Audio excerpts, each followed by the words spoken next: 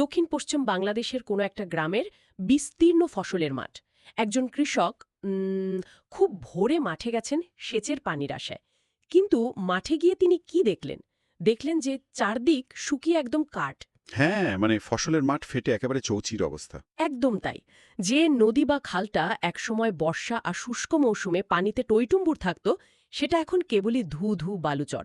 পানির জন্য চারদিকে এক তীব্র হাহাকার। এখন এই যে দৃশ্যপটটার কথা বললাম, এটা কিন্তু কোনো কাল্পনিক সায়েন্স ফিকশন বা ডিস্টোপিয়ান মুভির সিন নয়। মোটেও না। বরং এটা খুব দ্রুতই আমাদের বাস্তবতা হয়ে উঠতে পারে। রাইট। যদি ২০২৬ সালের ডিসেম্বরে একটা ঐতিহাসিক চুক্তির মেয়াদ শেষ হয়ে যায় এবং বিকল্প কোনো ব্যবস্থা আমাদের হাতে না থাকে, তবে ঠিক এমনটাই হতে পারে।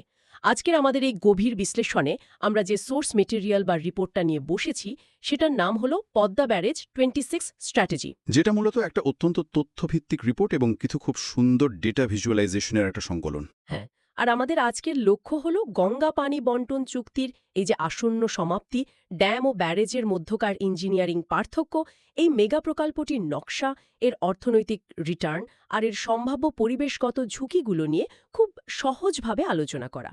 বিশেষ করে যারা ধরুন জাতীয় গুরুত্বপূর্ণ পলিসি, ডেটা অ্যানালিসিস নিয়ে কাজ করছেন বা বিসিএস এর মতো সরকারি চাকরির লিখিত পরীক্ষার জন্য প্রিপারেশন নিচ্ছেন। তাদের জন্য কিন্তু আজকের এই আলোচনাটা একদম তথ্যের খনি হিসেবে কাজ করবে। একদম। তো আচ্ছা, বিষয়টা একটু ভেঙে দেখা যাক। ২০২৬ সালকে ঘিরে হঠাৎ করে এত বিশাল একটা মেগা প্রকল্পের ব্লুপ্রিন্ট কেন আমাদের সামনে চলে এলো? এই তাগিদটার পেছনের গল্প বুঝতে হলে আমাদের একটু পেছনের ইতিহাসে যেতে হবে। ফারাক্কাবাদের নাম তো আমরা সবাই জানি, তাই না? হ্যাঁ, তা তো বটেই। আমাদের হাতে থাকা তথ্য অনুযায়ী গঙ্গার উজানে এই ফারাক্কা বাঁধের নির্মাণ কাজ শুরু হয় সেই ১৯৬১ সালে, আর এটা আনুষ্ঠানিকভাবে চালু হয় ১৯৭৫ সালের ২১শে এপ্রিল। এই যে বাঁধটা চালু হলো, এরপর থেকেই কিন্তু বাংলাদেশের দক্ষিণ পশ্চিমাঞ্চলে নদীর স্বাভাবিক প্রবাহে একটা বহাবহ ধাক্কা লাগে।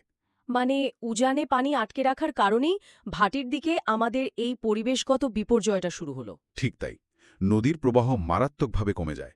পানির স্তর নিচে নেমে যাওয়ার কারণে অনেক নদী আক্ষরিক অর্থেই মরতে শুরু করে, আর আমাদের কৃষি এবং মৎস্য সম্পদ বিশাল ক্ষতির মুখে পড়ে যায়। একদম।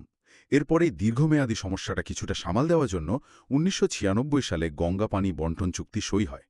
এর ফলে প্রতি বছর শুষ্ক মৌসুমে, মানে ধরুন ১ জানুয়ারি থেকে ৩১ মে পর্যন্ত পানি বন্টনের একটা নির্দিষ্ট রূপরেখা তৈরি হয়। আচ্ছা। এতে সাময়িকভাবে মৌসুমি পানি পাওয়ার ক্ষেত্রে একটা স্বস্তি ফিরে আসে ঠিকই, কিন্তু আসল সংকটটা ঘনীভূত হচ্ছে ওই ২০২৬ সালের ডিসেম্বরে এসে। কারণ তখন তো এই চুক্তির মেয়াদ শেষ হয়ে যাবে। বিষয়টা মানে অনেকটা এমন দাঁড়ায় যে একটা ভাড়া করা লাইফ সাপোর্ট মেশিনের ওপর নির্ভর করে বেঁচে থাকা হচ্ছে, আর কয়েক মাস পরই সেই মেশিনের প্লাগকেও খুলে নেবে। খুব সুন্দর একটা উপমা দিয়েছেন। মেয়াদ শেষ হওয়ার পর নতুন করে চুক্তি নবায়ন হবে কিনা, বা হলেও সেটা থেকে প্রয়োজনীয় পানি পাওয়া যাবে কিনা, এই পুরো বিষয়টা তো একটা চরম অনিশ্চয়তার মধ্যে পড়ে যাচ্ছে। হ্যাঁ, আর ঠিক এখানেই বিষয়টা ভীষণ কৌতূহলোদ্দীপক হয়ে ওঠে। এই চরম অনিশ্চয়তা থেকে বাঁচতেই অন্য কারো ওপর নির্ভর না করে নিজেদের ভূখণ্ডেই পানি ধরে রাখার একটা স্থায়ী সমাধানের খোঁজ শুরু হয়। পদ্মা ব্যারেজ নির্মাণের আইডিয়াটা ঠিক এই জায়গা থেকেই সবচেয়ে বেশি প্রাসঙ্গিক হয়ে উঠেছে। একটু দাঁড়ান, নিজস্ব ভূখণ্ডে পানি ধরে রাখার কথা আসলেই তো আমাদের মাথায় বিশাল উঁচু কোনো বাঁধ বা ড্যামের কথা আসে, মানে কাপ্তাই ড্যাম বা হুভা ড্যামের মতো কিছু একটা। হ্যাঁ, সাধারণ মানুষ কিন্তু এটাই ভাবে। অ্যারেজ কেন? দুটোর মধ্যে ইঞ্জিনিয়ারিং বা মেকানিজমের পার্থক্যটা আসলে কোথায়? আর পরিবেশের কথা চিন্তা করলে কোনটা বেশি বা কম ক্ষতিকর? এখানে সবচেয়ে চমকপ্রদ বিষয়টা হলো এই দুটোর কার্যপ্রণালী সম্পূর্ণ আলাদা। ড্যাম হলো নদীর আড়াআড়ি তৈরি করা একটা নিরেট কংক্রিটের দেয়াল। এর কাজই হলো নদীর পানির প্রবাহ পুরোপুরি আটকে দিয়ে উজানে একটা বিশাল জলাধার তৈরি করা। যেটা সাধারণত জলবিদ্যুৎ উৎপাদনে ব্যবহার করা হয়, তাই তো? হ্যাঁ, ঠিক। এর ফলে নদীর স্বাভাবিক স্রোত একেবারে বন্ধ হয়ে যায়। কিন্তু ব্যারেজের কনসেপ্টটা আলাদা। ব্যারেজ নদীর প্রবাহকে পুরোপুরি গলা টিপে মারে না। এর কাঠামোতে সারি সারি গেট বা দরজা থাকে। তার মানে ব্যাপারটা কি এরকম? ধরুন ড্যাম যদি হয় হাইওয়ের মাঝখানে তুলে দেওয়া একটা ইটের দেয়াল, যেটা সব গাড়ি চিরতরে আটকে দেয়। আচ্ছা। আর ব্যারেজ হলো অনেকটা টোল প্লাজা বা ট্রাফিক সিগন্যালের মতো। সে রাস্তা পুরোপুরি ব্লক করবে না, শুধু প্রয়োজন অনুযায়ী ঠিক করে দেবে কখন কতটুকু ট্রাফিক পাস করবে। দারুণ একটা অ্যানালজি। ব্যারেজ ঠিক এভাবেই কাজ করে। এটি প্রয়োজন অনুযায়ী গেট খুলে বা বন্ধ করে পানির লেভেলটা নিয়ন্ত্রণ করে। যেহেতু ব্যারেজ নদীর পানিকে আটকে না রেখে কেবল নিয়ন্ত্রণ করে, তাই পরিবেশের দিক থেকে চিন্তা করলে এটি ড্যামের চেয়ে অনেক কম ক্ষতিকর। ও আচ্ছা, বুঝতে পেরেছি। আমাদের সোর্স মেটেরিয়ালে এই ব্যারেজটির যে ব্লুপ্রিন্ট দেওয়া আছে, সেখানে এর নির্মাণ স্থান হিসেবে রাজবাড়ী জেলার পাংশা উপজেলাকে নির্বাচন করা হয়েছে, আর এর দৈর্ঘ্য হবে 2.1 কিলোমিটার। বাপরে, 2.1 কিলোমিটার! মানে নদীর এপার থেকে ওপার পর্যন্ত বিশাল এক কনক্রিট আর স্টিলের স্ট্রাকচার। এত বড় একটা অবকাঠামো কাজ করবে কিভাবে? এর ভেতরের ইঞ্জিনিয়ারিং ডিজাইনটা কেমন? এর নকশাটা বেশ আধুনিক এবং জটিল। প্রথমত, এতে 78টি স্পিলওয়ে গেট থাকবে। 78টি? আচ্ছা, এই স্পিলওয়ে গেটগুলোর কাজ কি? অতিরিক্ত পানি বের করে দেওয়া? হ্যাঁ, বর্ষাকালে যখন নদীতে প্রচুর পানি চলে আসে, তখন এই গেটগুলোর মাধ্যমে সেই অতিরিক্ত পানি খুব নিরাপদে নিষ্কাশন করা হবে। এরপর থাকছে 15টি আন্ডার স্লুইস গেট। আন্ডারস্লুইস? এগুলো কোথায় থাকে? এগুলো মূলত নদীর একেবারে তলদেশের কাছাকাছি থাকে। তলদেশের কাছাকাছি? তার মানে নদীর নিচে যে পলি বা কাদা জমে, তার সাথে কি এর কোনো সম্পর্ক আছে? ঠিক ধরেছেন। নদীতে পানির সাথে তো উজানে প্রচুর পলি আসে। এই আন্ডার স্লুইস গেটগুলো যখন খোলা হয়, তখন নিচ দিয়ে পানি প্রচণ্ড বেগে ফ্লো করে। আচ্ছা। এই হাই ভেলোসিটি ফ্লো নদীর তলদেশে জমে থাকা পলিগুলোকে একেবারে ঝাড়ু দেওয়ার মতো স্কুরিং করে ভাসিয়ে ভাটির দিকে নিয়ে যায়। এভাবেই পলি ব্যবস্থাপনা বা সেডিমেন্ট ম্যানেজমেন্ট করা হয়। বাহ, দারুণ তো! মানে শুধু পানি নয়, পলি জমার বিষয়টা নিয়েও ইঞ্জিনিয়াররা ভেবেছেন।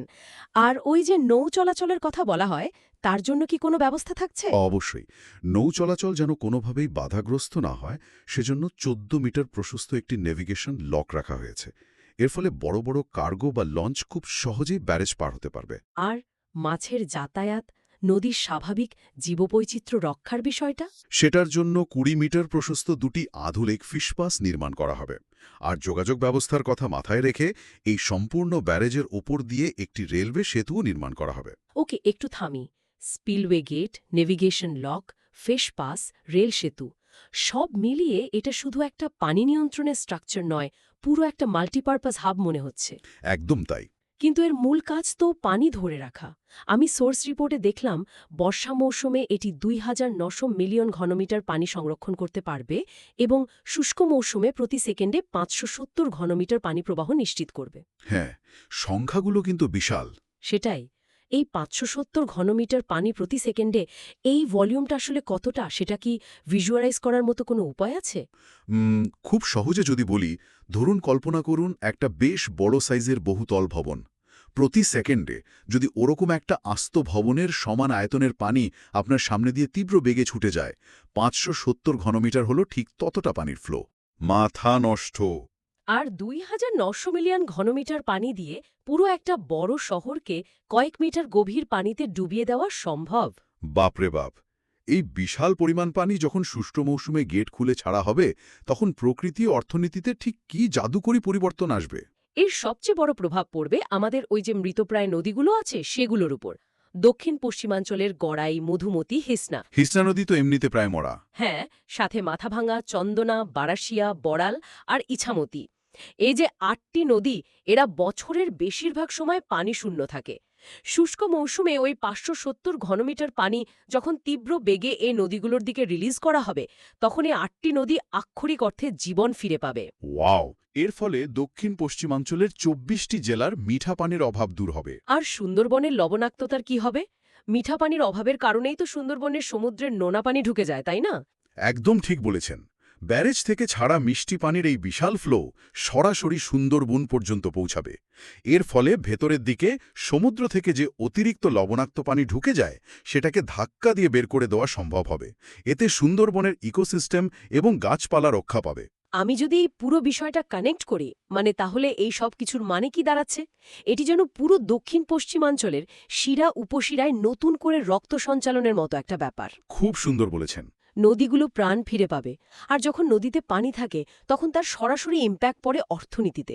বিশেষ করে যারা চাকরির পরীক্ষার জন্য ডেটাগুলো নোট করছেন, তাদের জন্য বলি, 19 থেকে 29 লাখ হেক্টর কৃষি জমিতে সেচ সুবিধা পৌঁছাবে। আচ্ছা, এই পানির কারণে ফলনে ঠিক কেমন প্রভাব পড়বে? হিসাব বলছে ব্যারেজটি চালু হলে বছরে অতিরিক্ত 24 লাখ টন ধান উৎপাদন হবে। আর নদীতে পানি থাকার কারণে অভ্যন্তরীণ মৎস্য উৎপাদন বছরে আরও 2.25 লাখ টন বেড়ে যাবে। মানে একদিকে সেচের পানি যাচ্ছে বলে কৃষকের ফলন বাড়ছে, অন্যদিকে নদীর নাব্যতা বাড়ছে বলে জেলের জালে বেশি মাছ ধরা পড়ছে, এই চেন রিয়াকশনটা আসলেই অভাবনীয়। কিন্তু এবার একটু রূঢ় বাস্তবে আসি। আচ্ছা, বলুন। এতক্ষণ যা শুনলাম মনে হচ্ছে এটা একটা জাদুর কাঠি, কিন্তু এই বিশাল ইনফ্রাস্ট্রাকচার তৈরি করতে তো প্রচুর টাকার প্রয়োজন। আমাদের হাতে থাকা বাজেট কাঠামো অনুযায়ী এই প্রকল্পের সর্বমোট ব্যয় ধরা হয়েছে ৫০,৪৪৩ কোটি টাকা। হ্যাঁ, বিশাল অঙ্ক।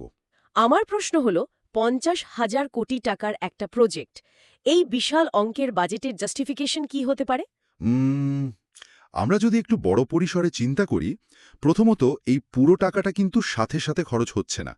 প্রথম পর্যায়ের জন্য, অর্থাৎ ধরুন মার্চ ২০২৬ থেকে জুন ২০২৩ পর্যন্ত বাজেট নির্ধারণ করা হয়েছে ৩৪,৬০৮ কোটি টাকা, আচ্ছা। যেটা প্রাথমিকভাবে নিজস্ব অর্থায়নে করার কথা বলা হয়েছে। কিন্তু সবচেয়ে চমকপ্রদ তথ্য লুকিয়ে আছে রিটার্নের মধ্যে। এই প্রজেক্টের economic internal rate of return বা আইআরআর ধরা হয়েছে ১৭.০৫%। একটু দাঁড়ান, আমি একটু ইন্টারাপ্ট করি। সরকারি বা পাবলিক ইনফ্রাস্ট্রাকচার প্রজেক্টে ১৭%-এর বেশি আইআরআর? হ্যাঁ, শুনতে অবাক লাগলেও সত্যি। এটা তো অবিশ্বাস্য রকমের বেশি। সাধারণত বড় বড় কর্পোরেট বিজনেসে এমন প্রফিট মার্জিন দেখা যায়। মানে ৩৪,০০০ কোটি টাকা বিনিয়োগ করে বছরে ৭৩,৬০০ কোটি টাকার সুফলের কথা বলা হচ্ছে। একটা ব্যারেজ কিভাবে এত টাকা লাভ করবে? তারা কি পানি বোতলে ভরে বিক্রি করবে? এই রিটার্নের হিসাবটা আসলে কিভাবে করা হয়েছে? খুব লজিক্যাল একটা সংশয়। এখানে লাভ বা রিটার্ন মানে কিন্তু টোল প্লাজার ক্যাশবক্সে সরাসরি টাকা জমা হওয়া নয়। ইকোনমিক আইআরআর একটু ভিন্নভাবে হিসাব করা হয়। সেটা কেমন? ওই যে একটু আগে অতিরিক্ত ২৪ লাখ টন ধানের কথা বললাম, বাজারে তার তো একটা আর্থিক মূল্য আছে, তাই না? হ্যাঁ, তা তো বটে। আবার ২.২৫ লাখ টন অতিরিক্ত মাছের বাজার দর আছে। নদীর নাব্যতা বাড়লে নৌপথে সহজে ও সস্তায় মালপত্র পরিবহন করা যাবে, সেখানে প্রচুর জ্বালানি খরচ বাঁচবে। এছাড়া সুন্দরবনের মতো একটা ওয়ার্ল্ড হেরিটেজ ধ্বংসের হাত থেকে বেঁচে গেলে যে বিশাল অঙ্কের পরিবেশগত ক্ষতি এড়ানো যাবে, অর্থনীতিতে তারও একটা বিশাল ভ্যালুয়েশন আছে। রাইট। এই সব কিছু যখন একসাথে যোগ করা হয়, তখন পুরো দেশের অর্থনীতি বা জিডিপিতে যে ভ্যালু অ্যাড হয়, সেটাই হলো এই ৭৩,৬০০ কোটি টাকার সুফল। এই সামগ্রিক ইম্প্যাক্টটা ক্যালকুলেট করেই 17.05% আইআরআর বের করা হয়েছে। ও আচ্ছা, বুঝতে পেরেছি। মানে এটা শুধু ব্যারেজ কর্তৃপক্ষের নিজস্ব লাভ নয়, পুরো রিজিনাল ইকোনমিতে যে টাকাটা সার্কুলেট করবে বা যে ক্ষতিটা ঠেকানো যাবে তার হিসাব। এটা মেক সেন্স করে। আর সোর্সে তো দেখলাম ২০২৩ সালের পর দ্বিতীয় ধাপে আরও কিছু মাস্টার প্ল্যান আছে। হ্যাঁ, মাস্টার প্ল্যানটা বেশ বিস্তৃত। ব্যারেজকে কাজে লাগিয়ে ৩টি জলবিদ্যুৎ কেন্দ্র নির্মাণের কথা বলা হয়েছে, যার উৎপাদন ক্ষমতা হবে ১১৩ মেগাওয়াট। বাপরে! এছাড়া রূপপুর পারমাণবিক বিদ্যুৎ কেন্দ্রে কুলিং ওয়াটার বা শীতলীকরণ পানি সরবরাহ নিশ্চিত করা হবে। আর পুরো প্রকল্প এলাকায় ৭টি নতুন স্যাটেলাইট শহর গড়ে তোলার মাস্টার প্ল্যানও রয়েছে। তার মানে পানি ব্যবস্থাপনা, জ্বালানি এবং নগরায়ন সবকিছুই এই এক প্রজেক্টের ব্লুপ্রিন্টে যুক্ত করা হয়েছে। একটা নিখুঁত মেগা প্রকল্পের গল্প শুনতে খুব ভালো লাগলেও এত বড় একটা নদীতে, বিশেষ করে পদ্মার মতো এত বিশাল আয়তনের একটা নদীতে হস্তক্ষেপের কি কোনো অন্ধকার দিক নেই? সবকিছুরই তো একটা নেতিবাচক দিক থাকতে পারে। আমি যদি এখানে একটা অত্যন্ত তীক্ষ্ণ প্রশ্ন রাখি, আমরা তো জানি ফারাক্কা বাঁধের কারণে উজানে পলি জমে নদীর তলদেশ উঁচু হয়ে গেছে। এখন আমরা নিজেরাই যদি আমাদের নিজস্ব সীমানায় নদীর মাঝখানেই ব্যারাজ তৈরি করি, তাহলে কি আমরা সেই একই ভুলের পুনরাবৃত্তি ঘটাতে যাচ্ছি না? আমাদের ব্যারাজের কারণেও তো পলি জমবে, তাই না? এটি একটি অত্যন্ত গুরুত্বপূর্ণ প্রশ্নের জন্ম দেয়। যে কোনো বড় নদীর স্বাভাবিক ফ্লোতে বাধা সৃষ্টি করলে তার কিছু পরিবেশগত পরিণতি বা প্রতিক্রিয়া থাকেই। বুয়েটের বিশেষজ্ঞরাও কিন্তু এই বিষয়ে সতর্ক করেছেন। আচ্ছা। তারাই ঝুঁকিটাকে বলছেন ফারাক্কা এফেক্ট। ফারাক্কার কারণে যেভাবে পলি জমে নদীর তলদেশ উঁচু হয়ে গেছে, পদ্মা ব্যারেজেও অনুরূপ সিল্টেশনের বা পলি সঞ্চয়নের একটা প্রবল আশঙ্কা রয়েছে। আর নদীর তলায় পলি জমলে তো নদীর গভীরতা কমে যাবে, নৌপথ অচল হয়ে যাবে, এমনকি আশেপাশের এলাকায় নদী ভাঙনের মারাত্মক ঝুঁকিও তৈরি হবে। একদম ঠিক। তাছাড়া নদীর স্বাভাবিক জীববৈচিত্র্য এবং মাছের পরিযায়ী পথেও বাধা সৃষ্টি হতে পারে। তার মানে যে ব্যারেজটি আমরা নদী বাঁচাতে তৈরি করছি, তার ব্যবস্থাপনা যদি ত্রুটিপূর্ণ হয়, তবে সেটি উল্টো নদীর মৃত্যুর কারণ হতে পারে। তাহলে উপায়, এই ব্লুপ্রিন্টে এত বড় বিপর্যয়ের ঝুঁকি কমানোর জন্য কি সত্যি কোনো কার্যকরী ইঞ্জিনিয়ারিং মেকানিজম বা প্রশমন কৌশল রাখা হয়েছে? হ্যাঁ, ঝুঁকিগুলো চিহ্নিত করার পাশাপাশি তার প্রকৌশলগত সমাধানও কিন্তু নকশায় রাখা হয়েছে। প্রথমত, ওই যে ১৫টি আন্ডারস্লুইস গেটের কথা আমরা আগেই বললাম, যা দিয়ে তলদেশের পলি স্কুরিং করে সরিয়ে দেওয়া হবে। হ্যাঁ, মনে আছে। কিন্তু শুধু গেট দিয়ে সব পলি সরানো সম্ভব নয়। তাই প্রজেক্টের ডিজাইনেই বলা আছে যে নিয়মিত ড্রেজিং কার্যক্রম পরিচালনা করতে হবে, অর্থাৎ মেশিনের সাহায্যে তলদেশের অতিরিক্ত পলি নিয়মিত কেটে সরিয়ে ফেলতে হবে, যাতে কোনোভাবেই নদীর বুক ভরাট না হয়ে যায়। তার মানে এই প্রজেক্টের মেইনটেনেন্স বা রক্ষণাবেক্ষণটা ভীষণ ক্রুশাল। শুধু বানিয়ে ফেলে রাখলেই তো কাজ শেষ হবে না। ঠিক তাই। দ্বিতীয়ত, জলজ জীব বৈচিত্র্যের ক্ষতির ঝুঁকি কমাতে ওই যে ২০ মিটার প্রশস্ত দুটি আধুনিক ফিশ প্যাস রাখা হয়েছে, সেগুলো মাছের উজানে বা ভাটিতে যাতায়াতের পথ সবসময় উন্মুক্ত রাখবে। আচ্ছা। এবং সর্বোপরি সার্বিক পরিবেশগত ঝুঁকি মোকাবেলার জন্য একটি পূর্ণাঙ্গ এনভায়রনমেন্টাল ইম্প্যাক্ট অ্যাসেসমেন্ট বা সংক্ষেপে EIA কঠোরভাবে অনুসরণ করার কথা বলা হয়েছে। চমৎকার। তার মানে সমস্যা যেমন আছে, বিজ্ঞান ও প্রযুক্তির মাধ্যমে সেই সমস্যা মোকাবিলার প্রস্তুতিও ব্লুপ্রিন্টে রয়েছে। আমরা একেবারে আলোচনার শেষ পর্যায়ে চলে এসেছি। যদি আজকের এই পুরো সোর্স মেটেরিয়ালটাকে একটু সারসংক্ষেপ করি, গঙ্গা পানি বন্টন চুক্তির মেয়াদ শেষ হওয়ার যে টাইমলাইন, মানে ডিসেম্বর ২০২৬, তা মোকাবিলা করার জন্য এই পদ্মা ব্যারেজ প্রকল্পটি একটি যুগান্তকারী পদক্ষেপ হিসেবে সামনে এসেছে। রাজবাড়ির পাংশায় ২.১ কিলোমিটার দীর্ঘ এই ব্যারেজটি কেবল ইট, পাথর আর কংক্রিটের একটি কাঠামো নয়। মোটেও নয়, এটি আসলে জলবায়ু পরিবর্তন এবং পানি সংকটের মুখে বাংলাদেশের দীর্ঘমেয়াদী টিকে থাকার একটা বড় কৌশল। একদিকে বিশাল পরিমাণ পানি সংরক্ষণ করে ৮টি নদীকে বাঁচানো, অন্যদিকে বিপুল বিনিয়োগের বিপরীতে বার্ষিক ৭৩,০০০ কোটি টাকার বেশি অর্থনৈতিক রিটার্ন আনা। এটি সত্যি একটি বহুমুখী মাস্টার প্ল্যান।